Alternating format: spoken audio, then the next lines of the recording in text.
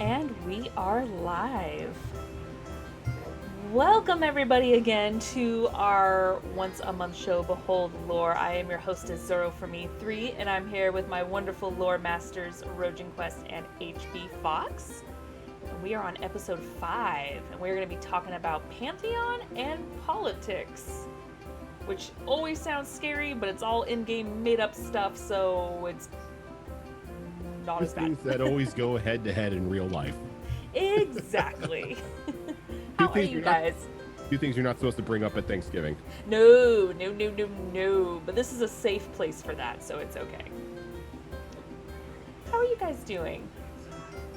I'm doing better. I walked out to fill up my G Fuel cup, and I got my new dice that I ordered from Kraken. So, which one did you get? I got yes. Let me get the order out here because Cassie got a set too. So it was the Cadet Blue with gold, the Butterfly Lemonade, which is the one that Cassie got. Ooh, yeah. The purple and blue gummy. Yes, and that's then a good one. the primeval charcoal. Ooh, Nice. Yeah, all like, beautiful. Like I love the primeval charcoal. Yeah, the primeval sets are really cool. And then I think I got my favorite sticker from them now. It's a Dice Goblin sticker. Oh yeah, they have a lot Nice. more creative stickers. They have a bunch of different dragon variants now. There's been like some mermaids, some fairies, there's goblins. They're like getting really creative and colorful with their stickers now, and I don't know if it's sad or just really cool that you could just say the name of them, and both me and HB Fox are just like, ah, yes, I know those. Mm-hmm. Yeah. Click on that site way too often. Yeah. They Although I've been staying off lately because I can't afford it as much as I want to. Every time I make an order through them, I spend well over $100 before shipping, and I can't do that right now. So I have not been going on their website. I made the Same here. mistake of checking my email. And it's like, oh, buy 3 get 1 free. I'm like, Yeah. well, I guess it's time for more dice. Shit. You got me this time, Kraken. Yeah, especially with me moving and everything right now. It's like, don't do it. Don't do it. And I've been very good. So the little Emperor Palpatine in your ear is just going, do it. Do it. I can't do what Azurin has mentioned in chat there, that he only grabbed 1 set. Oh, I can't do that No. because That's impossible. I'm gonna be paying a fair amount for shipping, whether I buy 1 set or a dozen sets. So I might as well buy a dozen sets, right? At least that way, you would still get free shipping at one point, right? If you spend a certain amount? Only during, actually no, I think they stopped doing that for international. Yeah, it's only it's US only that they do that. It used to be during specific sales. They'd have free shipping for international above a certain dollar value, but now I think they've stopped doing that because the shipping is just, it's killing them on their profits. Yeah. Oh. Yeah, I'm lucky. I guess their HQ is in Chula Vista. Yeah, so it is. Yep, it is. Yep. It's like you don't have to ship to other states or anything like that. So I'll just drive on over and pick up my set. It's cool. have they been to TwitchCon before? They I have don't not. think so, no. And if they went to TwitchCon, they would make a killing from all the I don't think dice they've been to goblins wandering around. conventions. I don't think they've been to any convention, to be completely honest. Yeah. Then again, they're a somewhat newer company, and the last 2 years have been crazy in the world, so Yeah. who knows if they would have been, but Also, Yeah. they seem to be doing really, really well for themselves. So I don't really know if they need to show off at conventions. I mean, no, but that would make me impulse buy way Exactly. faster. it's like if I saw Kraken Dice booth at a convention I was at, it's like, yes, here's $200. But you know how Yeah. quickly they sell out online, that at a convention, it would be ridiculous. They would sell out day one and be like, well, that was our entire inventory. Even if they do the whole, like, let's spread it out and make sure we have certain sets for certain days, they still would be sold out within just a few hours. Yeah, I don't know how big they are, like employee wise, compared to like a company like Jessex, who Yeah. goes to the conventions and they have like literal thousands of pounds of crates of dice Yeah. taken to every convention just in case they sell out of something. Yeah, exactly. Yeah. Really quick, is the music too loud, chat? I just want to make sure. I apparently my royalty-free music is not so royalty-free anymore after 3 episodes. So I broke down and got the Sirenscape one, so it's all free. So take that. Wait, are you playing Sirenscape right now? I am. I haven't. I kind of did it last second, so I forgot how to share it. But I see how it is. It's playing for everyone else to listen to. Down just a little bit? Okay. Yeah, because with Sirenscape, I think the volumes are just a little different. So I wanted to make sure that it wasn't too terribly loud, but loud enough that people could at least hear it and relax in the background. So it's tavern music. It's really all it is. So, there we go. Okay. So, yeah. Anyway. Yes, so Pantheon and politics, because I know we could talk about dice all day, so I've got to segue that right now. And I'm the hostess, I should have known better, but you talked about dice, it's my weakness. So. Yeah, I said the magic word and everyone, including chat, broke down. Yeah. But again, I would talk forever about it, so. I make no apologies. That's all good. So yes, so Pantheon and politics, I suppose we will go ahead and just do the first one and talk about the Pantheon. Now, I know we don't have, to my knowledge, we don't have too many made-up Pantheon, but Coatil is. Mm-hmm. She's made up. Is she the only one that's made up so far, or is there some that I'm missing? I think she's technically the only quasi-god that's actually revealed themselves aside from the Fae Pantheon, just because of everything up until recently being closed off. Right. There is also one other from season 1 that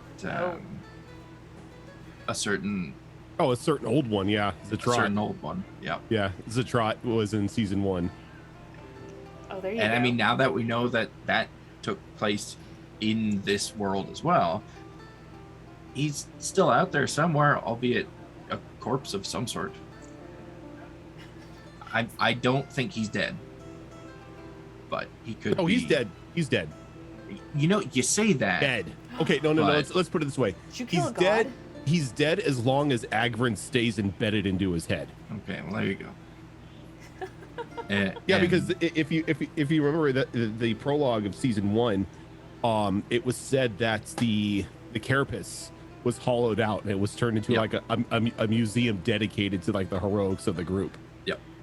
So they are so that city is now Port Passing is now using the literal body of a god as a historical museum. Oh, look at that lore drop. Now, I don't know too much. Unfortunately, I came on like at the very tail end, the last like handful of episodes of season 1. So go ahead and elaborate on inspiration and more details for those who don't know about this particular Pantheon from season 1 of Destiny Forged. This Pantheon was never supposed to exist. This existed because H.P. Fox decided to be a chaos gremlin and jump down a hole and pull out a dagger that he wasn't supposed to pull out. It was all just supposed to be like a shrine, like just to show off a dead old one somewhere. And Cassius is like, that looks like a nice dagger. I'm gonna take it. And you put a shiny in front of a dragonborn. Come on, what did you expect? And we already know Cassius is like hoarded weapons like nobody's business, so it makes sense.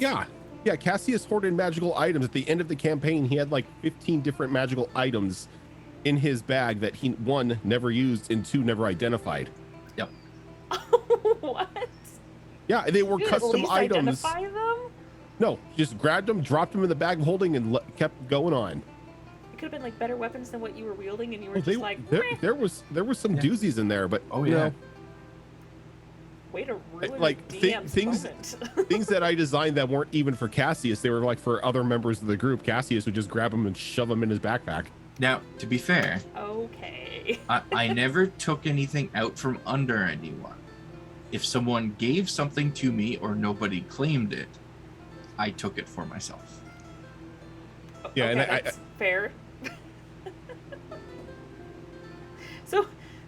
So Fox did something he wasn't supposed to. yeah, Shocker. but then again, Fox doing that actually started creating the lore about the old gods and the combat with the world dragons that then spun into the history of how the world itself was made. So pulling that dagger sort of like brought the entire world creation into what it is today. Yeah, so Because campaign 1 was supposed to be something completely different. It had nothing to do with old gods or anything like that. Like I would say 0.1% of the continent was ever explored before that happened. That like Port Passing was the first major city that they got to after their shenanigans down like a little swamp village after being shipwrecked. And once they explored like this underwater cavern off like the coast of Port Passing, all hell broke loose. Well, and then you were forced to go, oh shit, I need to do this now. Or did you already have something kind of in mind but didn't elaborate on it? Nope. Oh no. Okay. No. Because I didn't like. So this was my first time DMing for a group of non-murder hobos. Oh, gotcha. Most of my DMing experience, even like, you know, from the start to when we started campaign 1, was dealing with a bunch of people who were very kick in the door, very, you know, go in, kill the monsters, grab the loot, leave, rinse and repeat. So this was like my first time. So this was like my first time actually in a seat of a DM, having to create a story that actually mattered because people were paying attention. And then having that story completely, you know, be thrown to the incinerator because now an old one is awakened, and well, we're gonna run with that. I got to give you props for that, because that campaign really did feel like one cohesive story, despite it being thrown off the bat right away by the old one, and then thrown off the bat repeatedly after discovering that gate key. Oh yeah, the gate key was the gate key itself was something that I hoped that you would pick up, because you all needed that training montage, because there was literally 1 week's time in relative time before Zatrot would awaken and then bring the world into like chaos. So that gate key was, you know, your little hyperbolic time chamber, which all of you hated because of the shit that Null put you through, some more than others. I mean, we loved it until we discovered it wasn't real. Yep. Then we hated everything. Hey, Cassius breathed a sigh of relief when he realized that he didn't actually destroy an entire plane. It's true. Yes, he was a little bit happy about not having to carry that weight. Mm-hmm. Wow. Even though Cassius was the one that kind of caused the old one to come about. Yeah, technically. That's minor. That's fine. It's fine. You're a void dragon now. It's cool. As long as that dagger stays in place, which, I mean, let's be honest, as long as Cassius lives, there's a chance that he's going to go back for it. But as long as it stays in place, everything will be fine. Yeah, I have a feeling that every now and then some of the old group members, you know, make a trip down the Port Passing, making sure that that dagger is still in place and nobody is trying to climb up the husk of a dead old one trying to pull it out as a souvenir. Tickles can never know. Now Tickles won't want it because it's not a gun. Yeah, that's also true, but you never know. You never know. She wants to get with the shark like now, so who knows? The moment anyone actually does climb up there and put their hand on that dagger, like the entire group from season 1 is just going to apparate around them and be like, you don't want to do that. That'd be terrifying. And then we have season 2. We have a new god. And was this one already planned in case Rose made a particular decision, and that way you could have a backup plan for her new Patreon or Patreon? No, Coattail was something that I had been screwing around with for a while, because since like most of the actual gods or the known Pantheon had been sealed off at to a point, or had been weakened to where they had very little, if any, contact with anybody. Some of the stronger celestials, not the celestials, but stronger fae of the world, kind of began to roll in and take a, I guess you would call it a janitorial duty, to make sure that the flow of magic and the flow of life kind of like stayed regulated, as those who are normally in charge of that were kind of locked out of the office. So I had always wanted to get like a sea guardian, like god, or like demigod, that kind of just like swam around and upheld the law of the seas to a certain point. And I didn't really know how to like design her, but then I saw something online that was, or was it a game I was playing? It was something like that, but it was this giant being that was like a half human, half octopus. So I'm like, are you sure it wasn't Little Mermaid? No, it wasn't Little Mermaid. Okay. Because it wasn't Ursula. So I was just like, you know what? Yeah, that looks godlike enough, and some form of fae would take to maintain order and have people worship. So that's how I just brought Coattail in. Oh, nice. And she was already kind of pre-planned, but did you already plan on having her be Rose's new patron, or just kind of a way to introduce her when that moment hit? That was just complete happenstance. That like she wasn't designed specifically for Rose, but I did have some sort of plan as to who would like sort of harbor Rose if she decided to turn on the Fae Court and not shoot the black arrow at Ash to prove her loyalty. Like somebody somewhere was going to bring her into like their fold and watch over her and make sure she didn't have like a huge breakdown. It just so happened that when it happened, you were on the water, so the water god took over. There's good timing, not to mention, like you said, a more powerful fae or fae god. And it's just like, I know what you're going through. She's a bitch. Let me help you. Yeah, she's an archfey that has like been around enough, has been around for enough time, and has amassed enough power to be like brought up to like a demigod status. Oh, gotcha. So she does have the ability to grant powers and like spells, as you've seen from like the warlocks who are using her as the patron, like that. She has enough power and influence to be able to give that to people, but she isn't at like a full like god seat at the moment. Right. Now, if that changes or not, depending on how the world's going to be after the gates have been open for some time and the gods have sort of returned to the world. Because right now, I think we're only a week and a half since the gates have been opened again. More like I can tell you few exactly. days, because when we killed Vincent, we were on that resort for 2 days. 2 days, and then it took us another day to travel there. So it's been.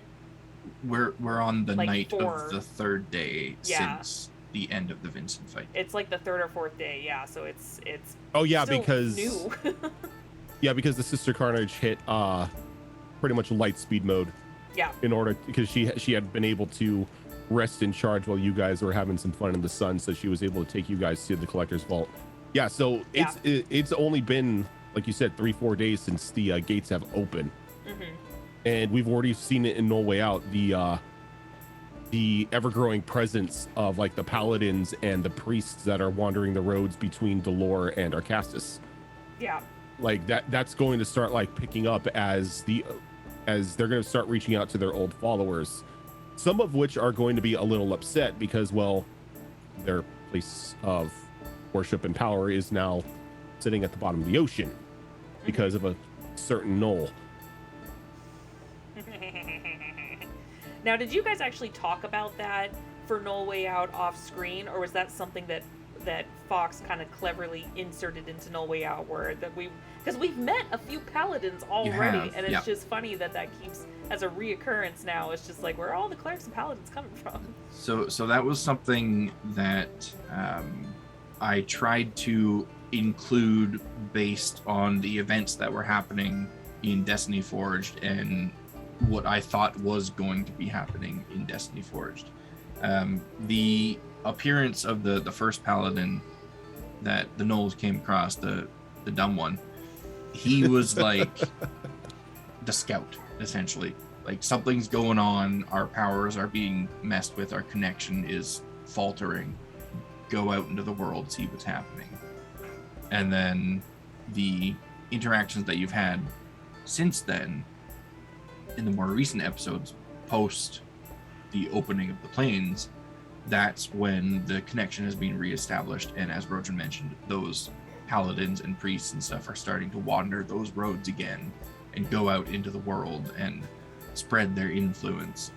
And that was just something that I tried to include based off of the stories that Rojan has been telling. And was that why that one paladin was so eager to use a blessing on everyone? Because he's like, I have my powers back, you get a blessing, you get a blessing. That was part of it.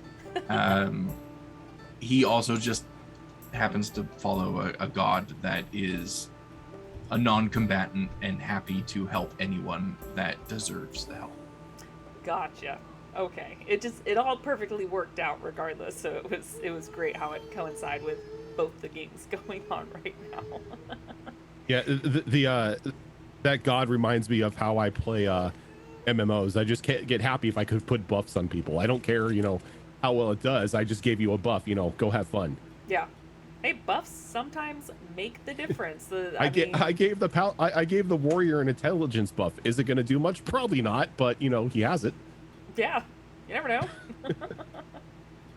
Now, do we have any made-up gods in any of the other games, such as Withered Waste? It goes without saying, Raccoon is technically a god. We all know this. He's a mystery, and we love it. There is one other god that has maintained their seat and power in the world, and that is the beer god up in Dolor, who was... We haven't met him. You have not met him yet. I like that. Some of you are friends, there are a couple of you in the group who are actual friends with the beer paladins. Yes. But nobody has actually met the living embodiment of a beer god in Dolor, which is they're a beer elemental who is the whole reason. It's a more advanced version of a water elemental. It's exactly what it is. It's exactly what it is. I just thought it was a giant dwarf, but that's even better. The lore behind it is it was a water elemental that used its connection to the prime elemental plane of water to help these dwarves create the holy brew that they use to empower themselves throughout the day. And it was just through like this constant contact with like their mixture and everything that it turned into a beer paladin. Not a beer paladin, but a beer elemental. And because of that, and its essence being pretty much put into every one of the holy kegs that these paladins carry on their back, it's now a god. It's achieved that godhood status to where now these paladins and these clerics of the Order of Beer pray to him, and that's where they get their power. Oh my god. So now I'm thinking that the rite of passage is very, very similar to like real religion, where you get baptized, you get dipped back in the water, all that stuff, but instead It's the scene from Beer Fest where you go into the swirling vortex of just this beer elemental. You have to like slurp your way out of it, and hope you survive. Well, and that's the whole thing with the beer paladins is while this holy brew gives them their abilities, they can't be without it. It's something that their body then Drunk all the time? Are they they're alcoholics? they're not even drunk. It's just that the holy alcohol that they consume has pretty much made its home in their bodies, has kind of like empowered them to a bit. But if they were to be without it forever for like an hour or so, they would start to like basically break down and be It's just called completely withdrawals. weak. That's what an alcoholic would do. It's basically I kind of based it off of the venom that Bane uses in like the Batman series. Oh, that's okay. why they've got the headpieces that have the hoses that connect into the mouths, and like every now and then it kind of just sounds like they're taking a big drink. It's because those ever-filling kegs that all of them have on their back is like supplying them with the power that they need. I can't survive without it. Pretty much. That is But fantastic. none of them sound like Tom Hardy. Right. Because I can't do a Tom Hardy voice for dwarves. I'm sorry. I don't have a problem. I kind of want to create a beer paladin at some point now, just to always have the alcohol and see how they would react without it. And Cobalt Press, in their Heroes of Midgard, there is a beer domain Yes, there is. for So the it's paladins. legit. It is legit. I just kind of piled onto it. I was gonna say, It's isn't like, that you know where you what? originally got it from? Yeah. Okay, Like, it's like, yeah. you know what? Beer domain sounds like the coolest one. It sounds like, okay, you're gonna be the party paladin. You're gonna be the party cleric. Everyone's gonna want to be around you. So I'm like, you know what? Let's make them into like little space marine dwarves with like giant kegs on their back that they have to like constantly be infused with this holy brew to function. Oh my gosh, that's fantastic. And there I can see very creative ways too on how people could use that, where maybe it's like a little an everlasting canteen on their hip and they just have like a spout that goes up and just Well, that's whatever. that's kind of what Rose and Caldros have. Yes. Rose has an ever-filling pint Yes. that was given to her, and then when she visited Delore, she learned of the paladin's mead that they drink, and now she's able to fill it up. It doesn't have like any of like the holy properties of it, but it's still a good drink. And then Caldros has the keg of valor, or the keg of honor, which when he drinks it, returns all of his channel divinity points as a paladin. So he's able to drink it and regain the channel divinity, to lay on hands, everything like that, every time he takes a drink out of the keg. But after the first drink, he's got to start making constitution saves, because he's not part of the order. He isn't fully infused yet. Right. And just like Weird said, Caden Kalen is actually the perfect god. That would coincide, wants to know everything. The party god. Wants to know your location. Oh, that'd be fantastic. I may have to create that character for fun and see when I can insert them into the game, because that would be Campaign 3, Beer Paladin. That could be my backup character. Who knows? That's fantastic. So we're going to go ahead and shift over now to the politics part of things, and I know that there are a good handful of things for the politics across different campaigns. So we're going to focus on a few of them, or as many as we can today. So one of the first ones is, just because I'm sure it's on everyone's mind, I know it's on my mind, and we did learn a little bit more about it, but it's kind of dipping into the Withered Waste campaign as well. So tell me about the politics behind Kamiraska. And that bag of shit. Oh, Kamiraska is, for all intents and purposes, a mage-run kingdom. You're standing in Kamiraska spurns from two things. One, if you're a high elf, and two, how strong is your magic? Like that, like your magical aptitude depends on, will actually determine how high in society you can actually go, to where those who don't really have any sort of magic are like at the lower rung of society, and those who can like aspire to like, you know, archmage positions are near the top, and usually are in the, well, when they were still around, spoiler, in the royal family's inner circle. And it's just like one of those, like the mages looking down on everybody with contempt, people constantly trying to one up another, trying to get rid of any adversaries or anyone who could one up their power, trying just to stay up on that higher rung of society. So there is a lot of backstabbing, there is a lot of conniving that goes on in just the everyday life. It's sort of like a twisted, it's like a twisted version of the game from the Orlesians. Yeah, the Orlesian game, but in this you're literally trying to kill everybody who's ahead of you just to get, you know, higher, like higher foot up on that rung. That sounds lovely. I'm glad we destroyed everything. Oh, don't worry, they'll make a comeback. Oh, I'm sure. Do they even accept any outsiders as long as you have the power to back it up, or is it just strictly like kind of born and raised their society?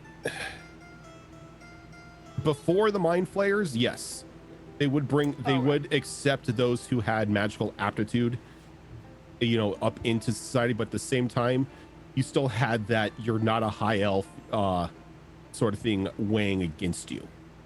Like that was like, you could be the most spectacular mage ever, something that could rival even like the grandest of archmages, but if you were not a high elf, you still weren't all of that in their eyes.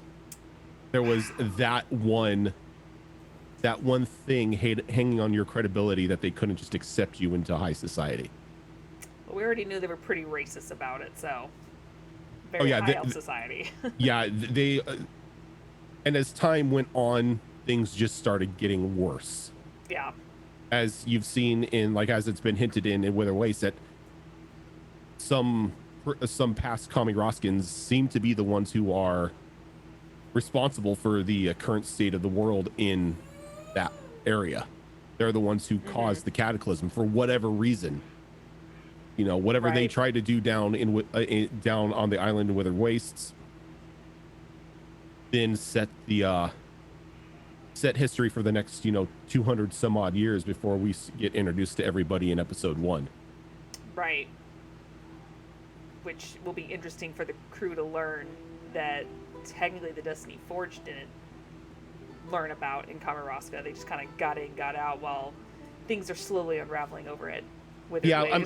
I mean, with the crew that went into Kamarosca, I didn't really expect any pleasantries to be exchanged or any tact to be used.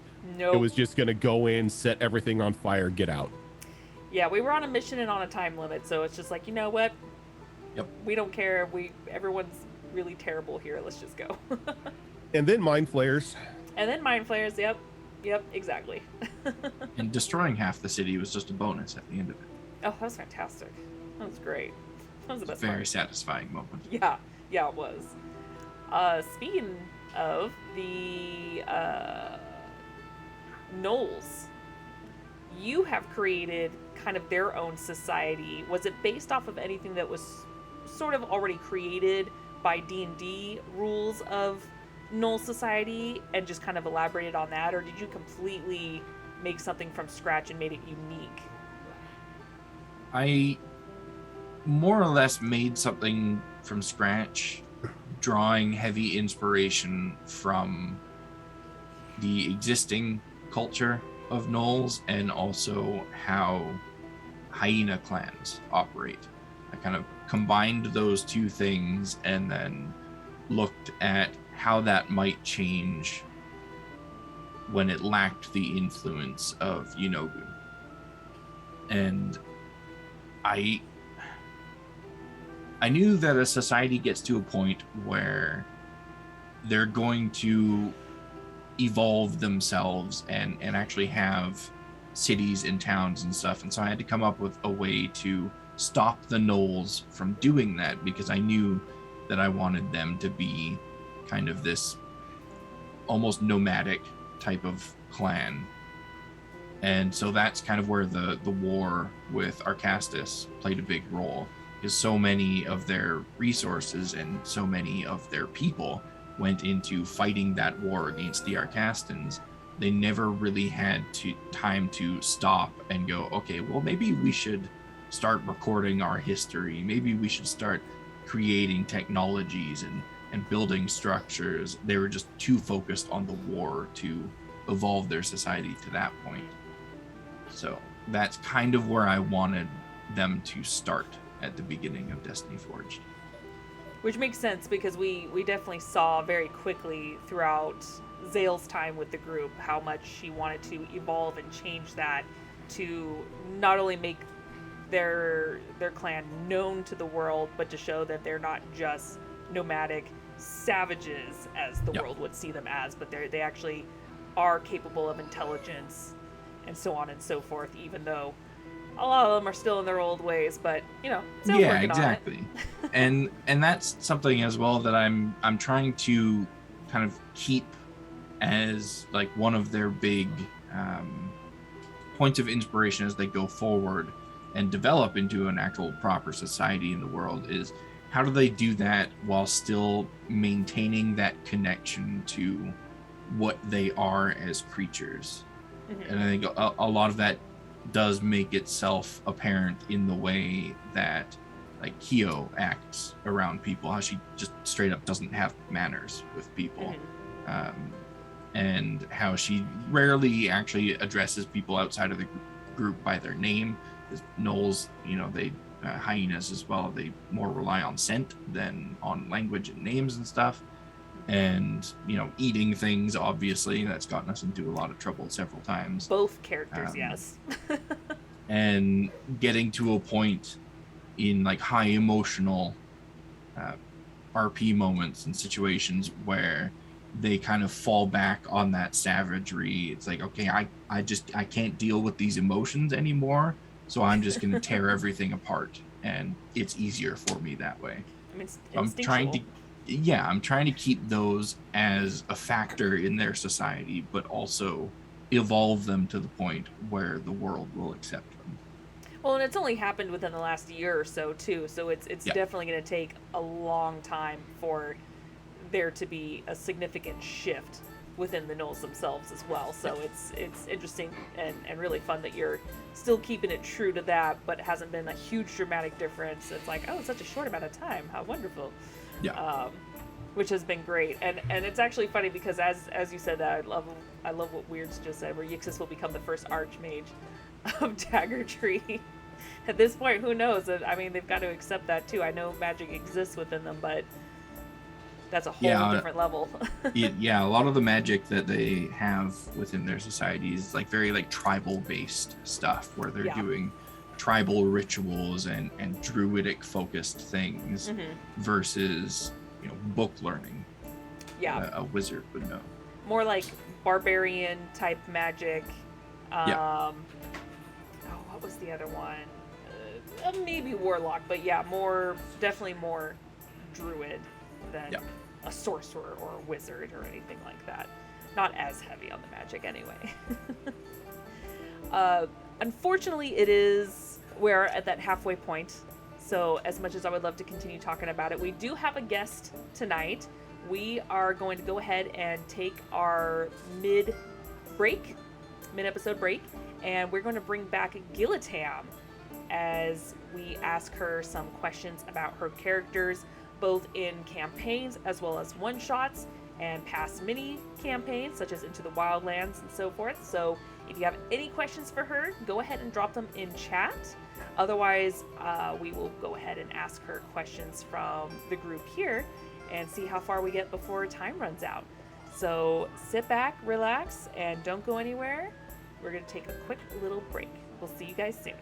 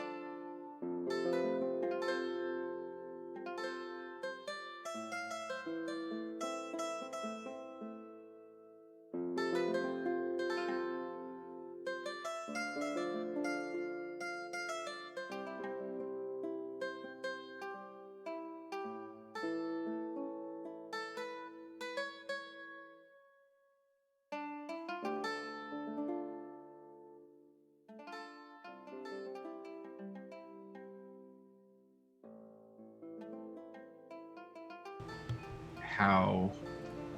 And we are back. Sorry, we were talking about season 3's lore. Without me? It's okay, we'll talk after. I want to know everything. Now you know how it feels to be the person running the stream and not hearing all the good stuff. Oh, well, in our defense, some of it's inappropriate. No, this was, yeah, this wasn't inappropriate. This was a conversation about what season 3 was going to entail and exactly where you guys are going to start in the world. Oh. And how I had to change it because all of you are just like, yeah, I'm just going to embrace the darkness and cast magic everywhere. It's probably what we might do. Who knows? Charlord, thank you so much for that follow. Welcome. I'm going to be doing my damnedest in that campaign to hide my magic for as long as possible. Oh, I know you are, but I know there's a literal trash goblin in the group that isn't going to. Whoa! Whoa! Trash goblin better because there's also someone in the campaign that would get very pissed off if she didn't. You assume this goblin is going to be a typical goblin and just be like, I'm going to just do magic everywhere. I saw the crazy ass look on your character's face when you sent that art. I know trouble is coming. I think I've told you this before, where I love the more beautified versions of the goblins that people create, but I also love the traditional goblins where they have the big toothy smile.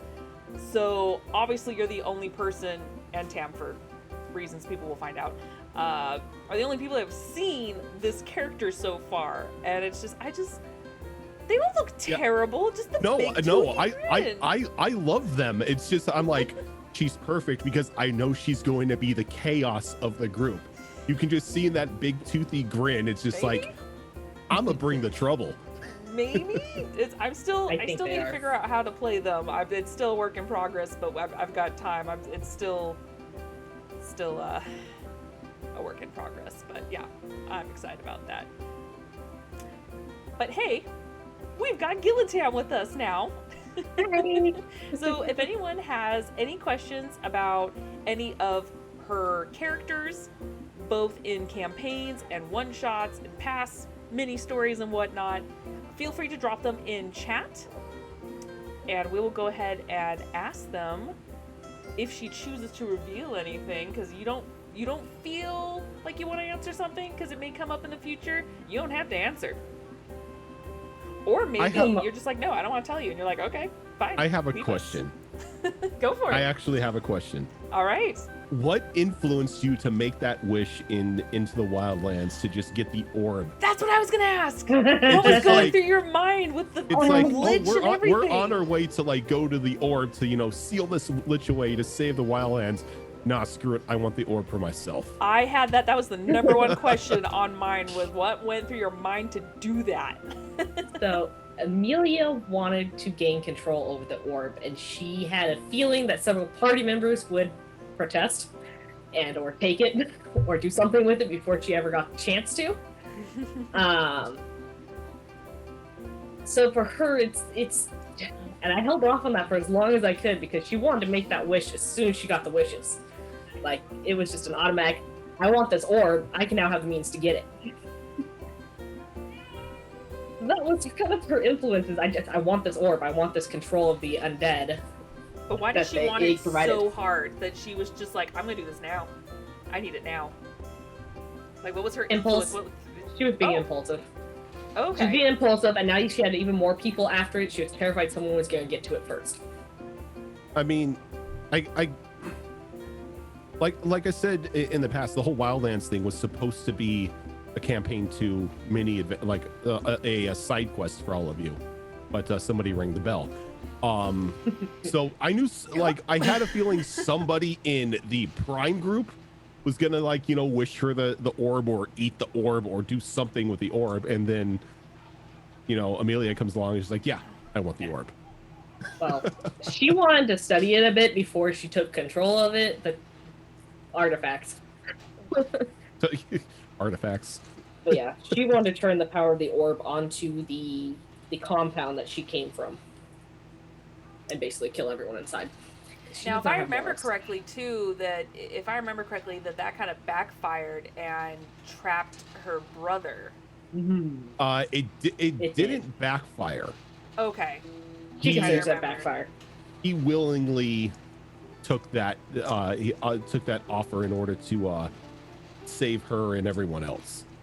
Oh, that's right. I was wondering why I cried at the end. It's like something happened. I can't remember. It's been a while. Yeah. Amelia was a really cool character. I mean, when you play this badass death cleric Yeah. that can implode a frog and make a deal with a lich and an orb. He just had Crazy. no morals. He was just no morals. Her How would brother you- was the good one of the group. How Yeah. would you like to jump back into the seat of Amelia? Oh, I would love it. I love her to death. She terrifies me, but I love her to death. Because we left off at a with an open end with everyone, especially with HB Fox's character saying that he now needed to go find his son in order to inspire him to go and reclaim their homeland. So And everyone was like, wait, son? End of episode. End of season campaign. You have a son? I would love to see those characters back. That was something that I had planned for that character, like right from the start of the campaign. And it was really hard not to talk about his son in any of those inane stories that he told. There's a lot he told.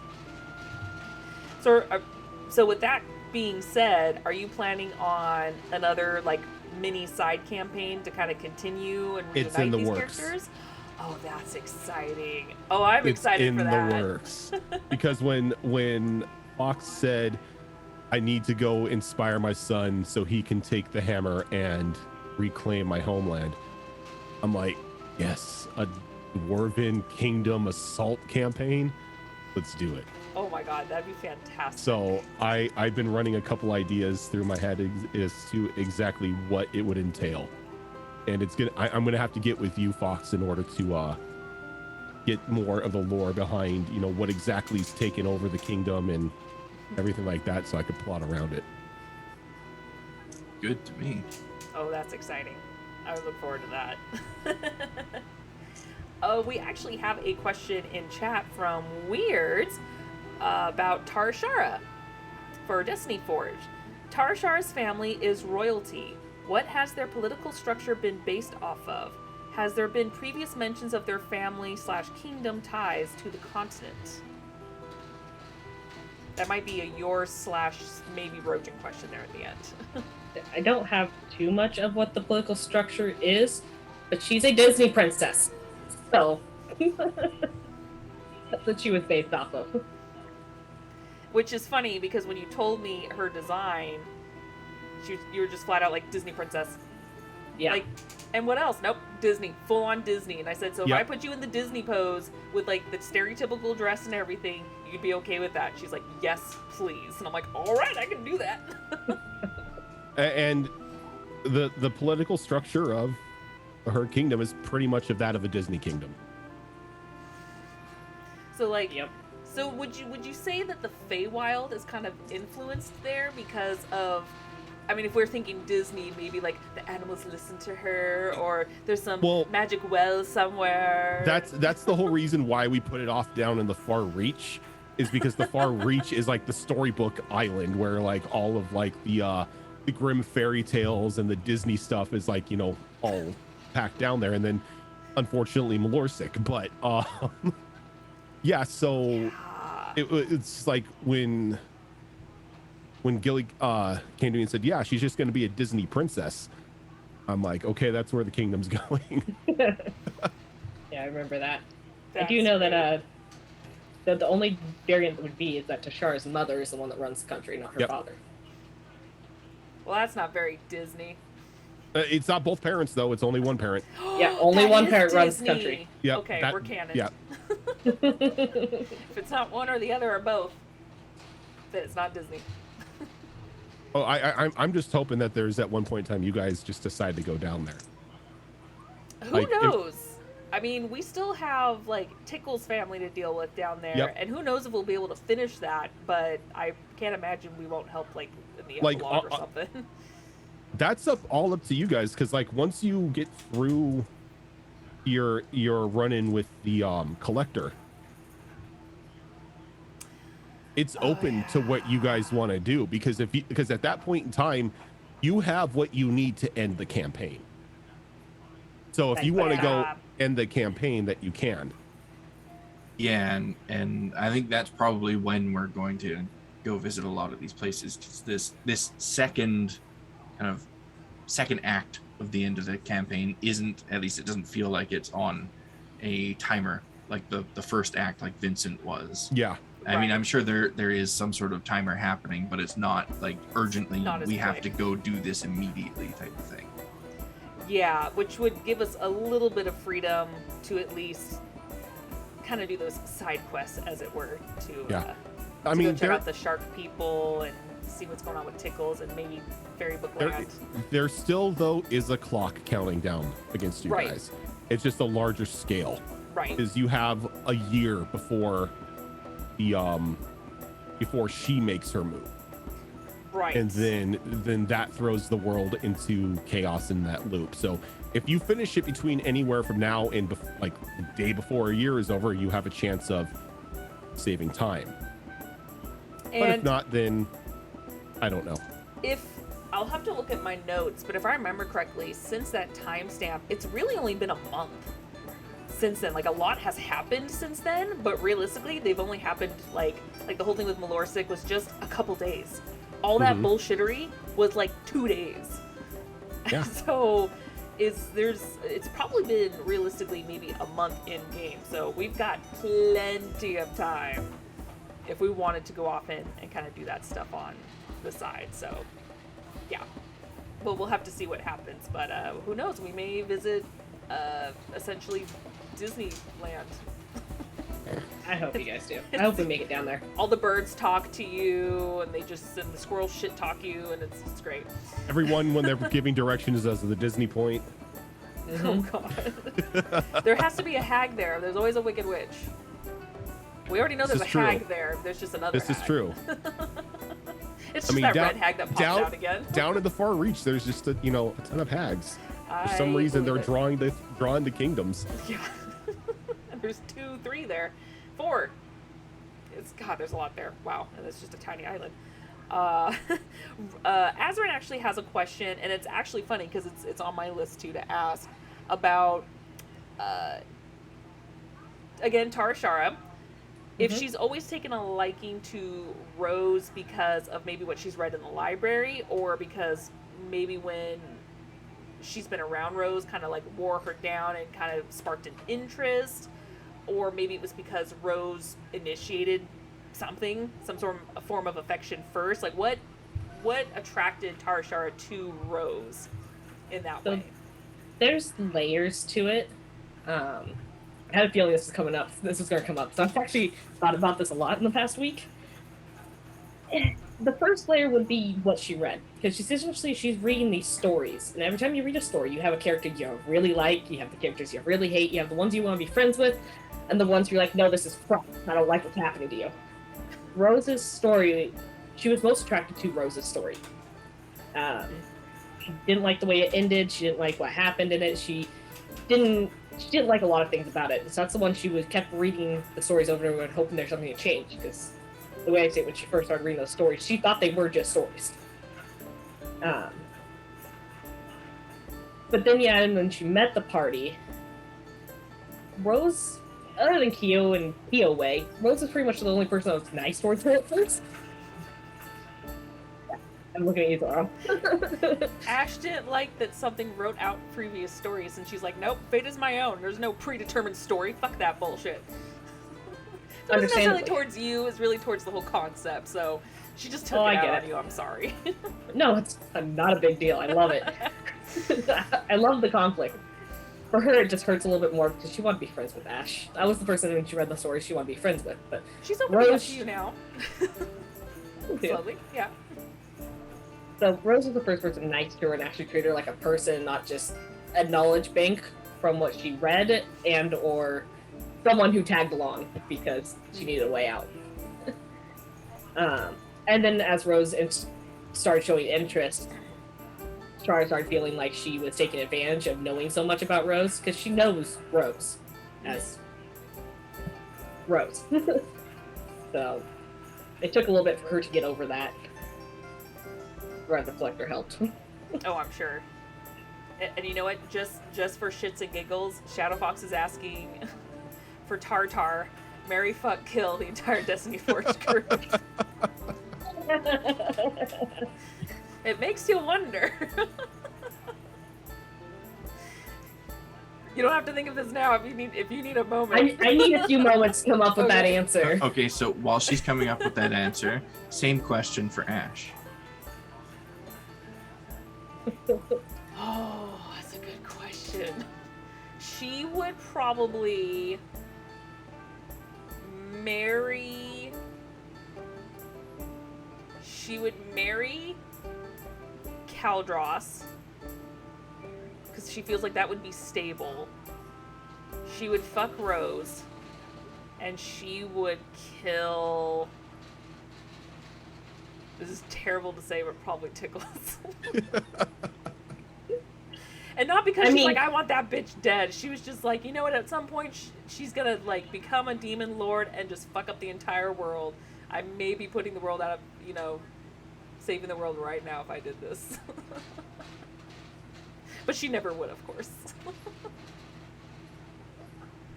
I know you kind of rolled over to me on that one, but Fox, did you have a question for any of Gilletam's characters? Yes. Actually, she seems to be the popular one today. I have a question for Tarshara, or about Tarshara.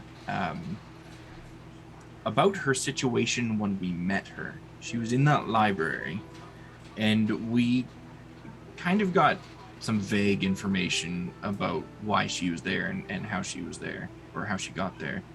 But if you can offer it, what is the actual reason she was there in that library? Was she, did she choose to go there? Was she trapped there? What was her situation that led to that point? She was essentially trapped there. She found a random book on the road and picked it up, and got teleported there. She had no way to get home. How long was she there? A year, It was a for year. the astral plane time, and a week in the material plane. So to her, long time. Yeah. When she first saw your guys, she actually thought she was going crazy. She thought she was losing her mind. And then she saw Callistra. And Callistra doesn't fit, and Tyrus was missing, so led her to quickly realize, okay, I'm not hallucinating these people. We are the figment of your imagination come to life. Your fan fictions have come true. Oh, only that That's happened- dangerous. Only happened to Ash. Damn it. No, we don't need to see that. Just orgies everywhere. Well, you So go I to think I Dagger Tree can for that. answer Shadow Fox's question now. So she does. Okay. She would want to marry Rose. That's kind of obvious. She'd probably want to fuck Keo. Kia was Really? my backup. She doesn't harbor any kind of resentment towards anyone. I mean, other than Dice. She hates Dice from the stories. That's true. So kill Dice. I should have Yeah. said Dice, but I was picking the core group. You kill Dice because Dice. Too much chaos there. Desecrated my goddamn families too.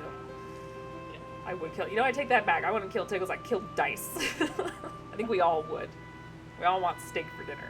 Man, Dice is just misunderstood. Probably.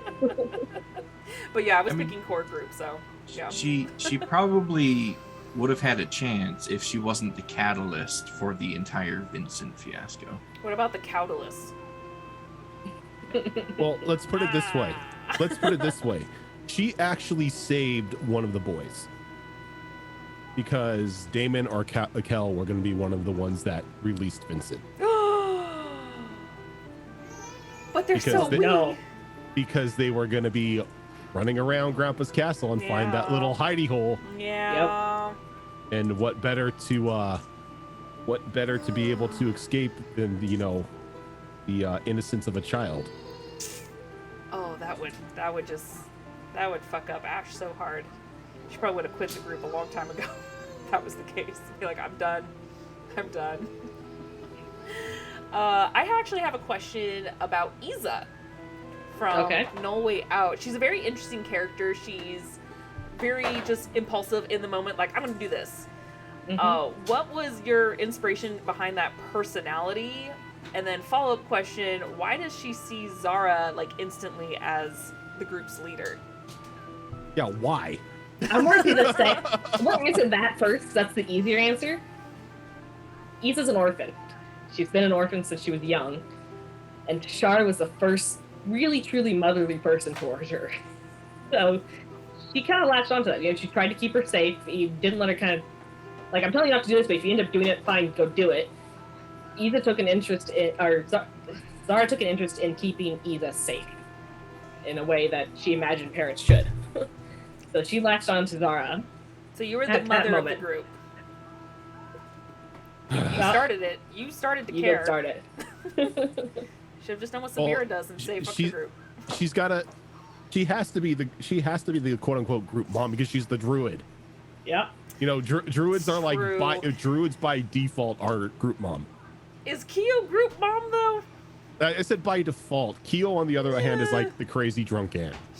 I was gonna say she's like the weird aunt that you want to have fun with, but at the same time you're like, well, I shouldn't go on this crazy car trip with her because I'm taking the kids to Vegas. Kyo doesn't have to be group mom because we have Kaldros as group dad. Yeah, there you go. Yeah. Yeah, he's and funny, the only male character. Oh, sorry, baby right next to me.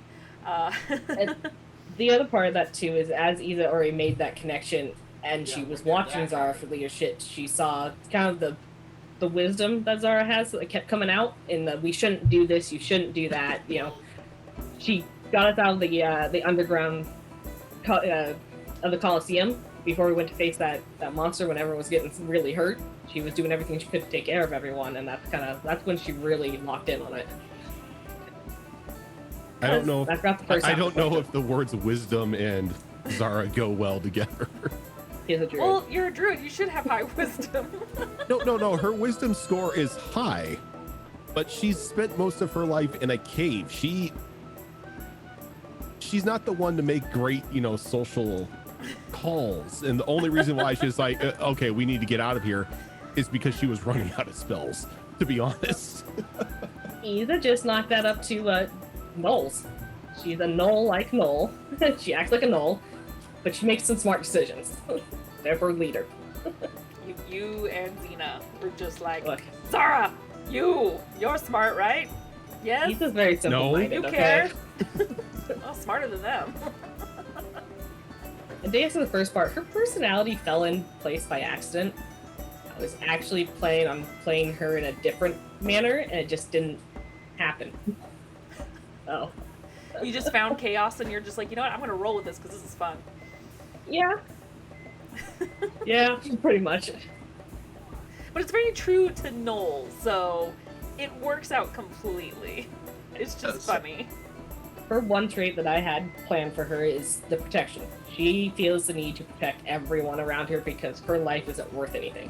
So it's best spent to save someone else. Oh, it's worth something. That's what it was based off of. Up to her. I mean, you'll be Subira's friend when you're dead. You'll be her talking buddy, maybe. See, when she's dead. When she's dead. She's most useful when she's dead. Because she knows after a few questions you'll shut up, so, Although half of them might be, why? Why? It's like, nope. And we're done. Weirs actually has a question about your Asari character, Athelia. Is her character's name. Bring her back. How did you end up on that crap planet? Well, technically it's not a planet. It's actually on an asteroid, and it's called Omega, and it's just this big kingdom, as it were, in an asteroid rock. Do you remember how you got there? Vaguely. She was looking for an engineer to further explain her engineering skills, because they're not as great as some of the others in the group, like our actual engineers. But she has an interest in old weapons, and she likes to restore them, so she was looking at someone who could help her on the weapons side. And that led her to... I don't remember who we were. I can't remember the name of Omega. Yeah, because you, and as it's already been revealed in the story, you pretty much were just on your home planet your whole life. However many years it was, because you haven't revealed your age yet. And so Omega was kind of like your first big stop looking for this thing, because I mean, we know she's obsessed with guns and weapons and armor, so it's, I mean, that kind of plays on the engineering part of it. So that's kind of what inspired you to improve on it, and you ended up on that crapshoot because that's where you last heard that person was. Yeah, and she kind of gave up on that hunt about halfway through Omega, because she was like, this place is just a crap hole and I want off. Which is funny, because Fair. I set it up as to who it was, and that I know who person it was. still She doesn't doesn't. know that it's them. And I'm just like, I told you it's you. It's just... Yeah, and to be fair, Celia doesn't know it's them, That's true. but she was just like, I want the fuck off this rock. I want off. I'm over this.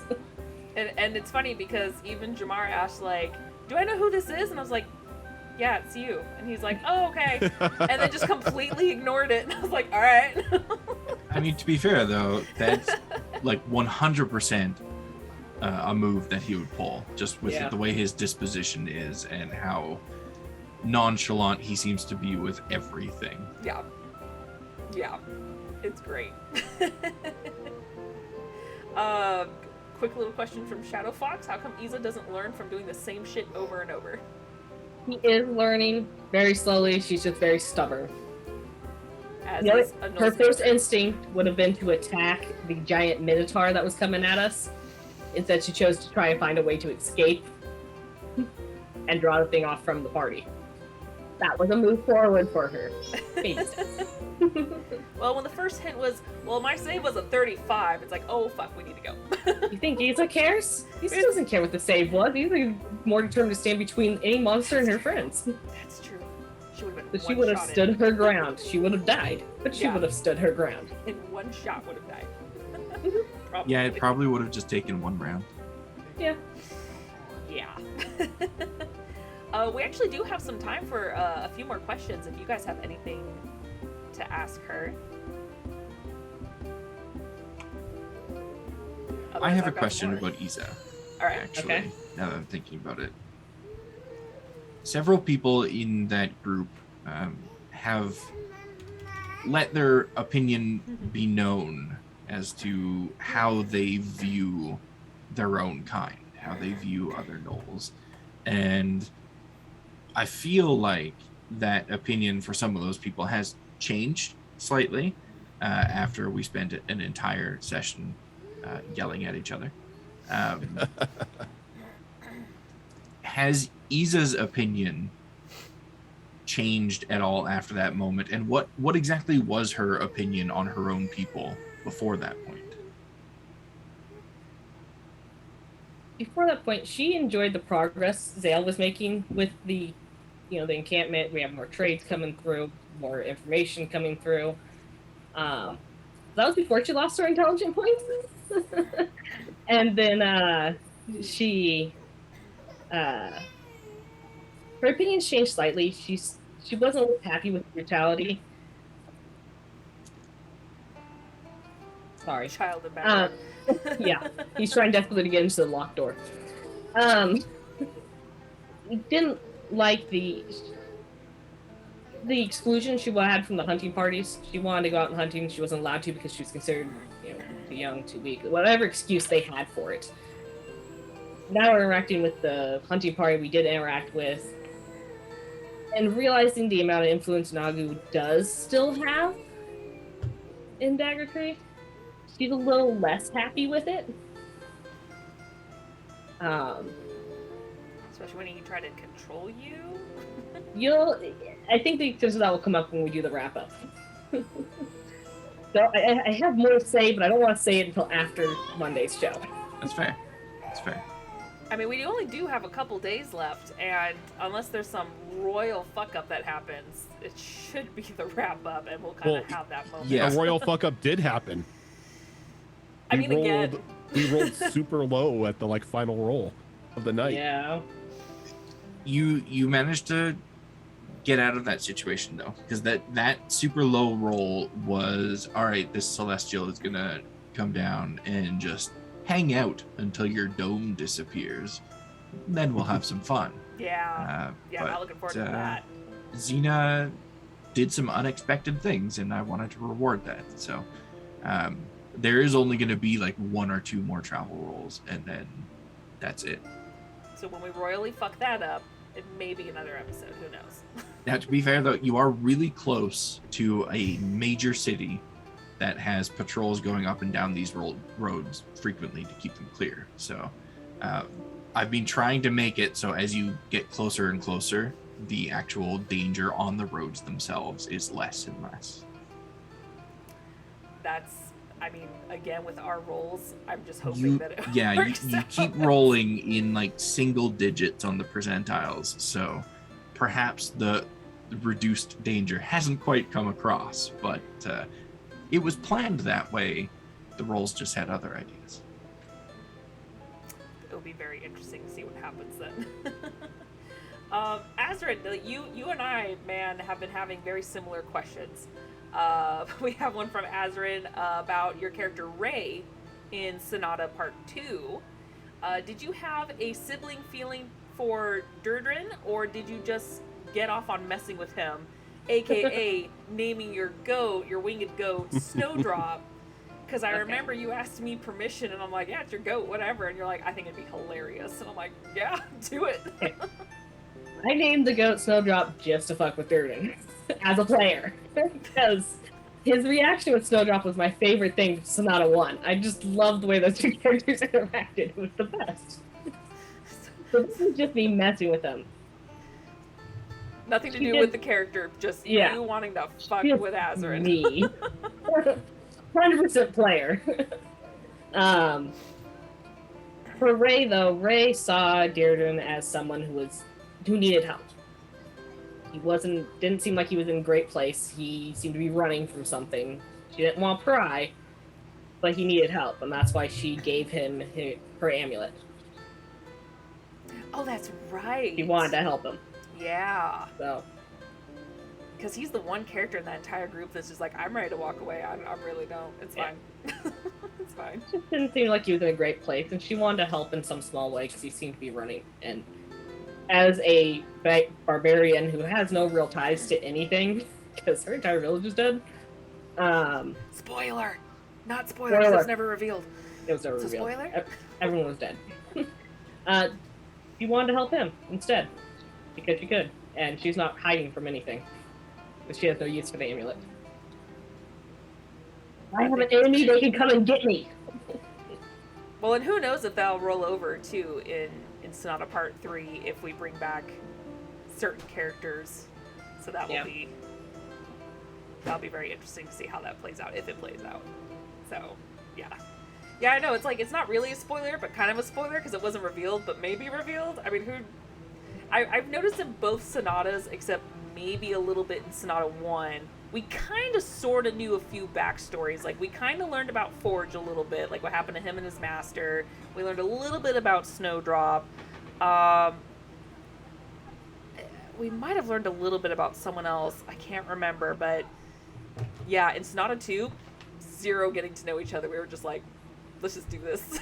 You guys as a group, I mean, you worked well together. You just didn't want to talk to each other. It honestly reminded me of like those like the survival horror movies where a group of strangers is just thrown into a situation. Yeah. And they work together, but they just don't get to know one another because they just expect everyone else to die. Yeah, and regardless of that, I still come up with backstories for characters because you never know. But yeah, it was interesting. Forge was easy. He's 3. Yeah. He doesn't have much of a history. Yeah. So it's who knows? Maybe in Sonata 3 we'll know a little more, because it would probably be much easier and a much more organic pace if it was more of a campaign than a one-shot. In a one-shot, we're like, hey, we want to help, continue the story. Yes, there's RP, but let's keep it going, as opposed to let's spend a few hours RPing at camp, Yeah, because in the mini adventures, you're running on a very set time frame, right? So Yeah. you have to hit certain points in the story in order to actually make it all work properly. Yeah. Yeah. Sonata 3, yes, there will be a Sonata 3. We just the Yes. date is TBD. Probably later this year, but it's nothing official as of yet. Still don't know who I'm gonna play. Yeah. It's very much talked about, just like how there's definitely going to be a Christmas one. There's probably going to be another Halloween one if they're all going to be the same There thing. is. I already have the Halloween one planned out. Oh, I'm excited. Oh, fun. And that's another one too, where like your character was so interesting. You were like this really like shy, careful librarian, and I wanted to know more about her, but it was literally a one shot, like the traditional one shot where it was just 4 hours, here we go. It wasn't what we normally do where it was over 4 sessions in a month. It was like straight up 4 hours. So you literally didn't have too much time to learn about characters, but your character was very interesting because you don't normally play shy characters, and it was really fun to see. Fingers crossed on if like that we can do like the multiple week one for the Halloween episode this year. Oh, a longer one? Because what I have planned is going to be a lot better if we can have it as a multiple show thing all throughout October. Does that mean we're not playing NPCs with like 5 hit points? No, you're going to make one-shot characters. Oh, Like they are not going to be, because this is going to be the culmination of the Candy Saga. Oh, I'm excited. Exciting. Yeah. I just love the irony behind it too, because like her name was Candy. She's the one that ended up being the killer, and then Candy coincides with Halloween. Ha ha ha! And it's just totally didn't mean for that to happen, but it worked out perfectly. Like I still want you guys to like think of cliche horror characters, Oh yeah. but at the same time, you're not going to be just somebody who just gets like one tapped and you're gone. This Yeah. is like the idea that I have it for this time is you are ghost hunters. You are like the reality TV And I'm playing style, Phasma later. like the reality TV / like Winchesters or whatever, and you're actually Yes. hunting Candy. Oh my god, yes! So Oh god, We how do I need- play that? we need more in one episode. Oh my god, That yes. sounds like fun. And I've been playing Phasma, so like the inspiration is there. I know, if it were a campaign. Well, So we tried to get a Blades in the Dark going, and that didn't really work out, unfortunately. So my who mind knows? immediately goes to, and because you mentioned the Winchesters, they had that spoof group of ghost hunters, Yes. Yes. ghost The chasers or whatever. The Ghostfacers. Yes. That's where my I- mind went. I need Yes. to make my character one of those guys. Yes. My Yeah, mind like- went there, as well as I don't know if anyone's seen any of the, was it Insidious?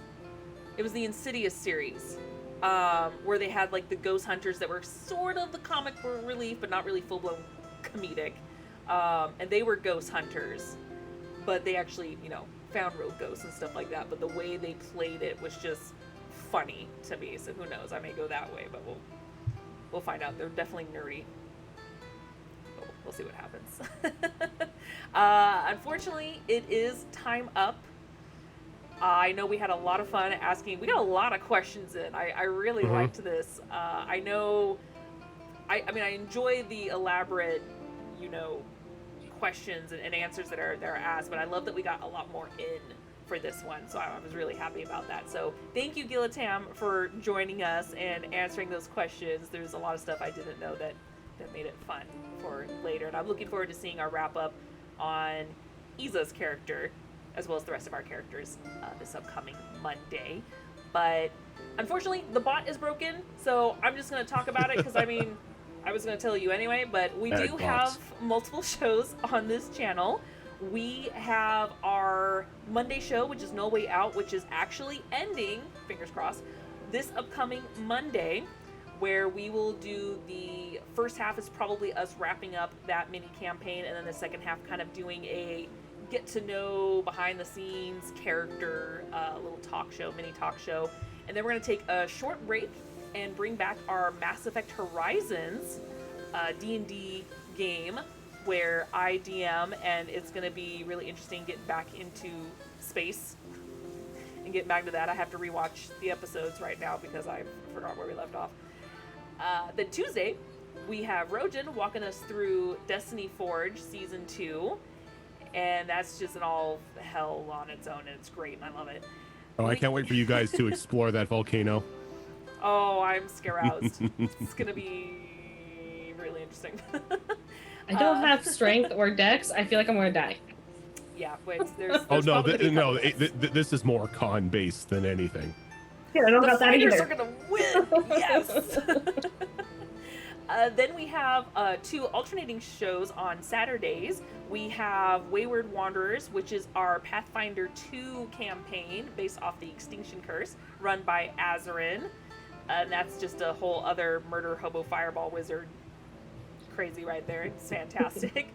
Then alternate Saturdays, we have Rojan DMing again, the Withered Wastes, where it is a post-apocalyptic Arcanapocalypse type setting, kind of a Fallout sort of feel to it, which is really fun, where we are surviving the wastes. A lot of crazy. They're all crazy. All the campaigns. Hopefully surviving.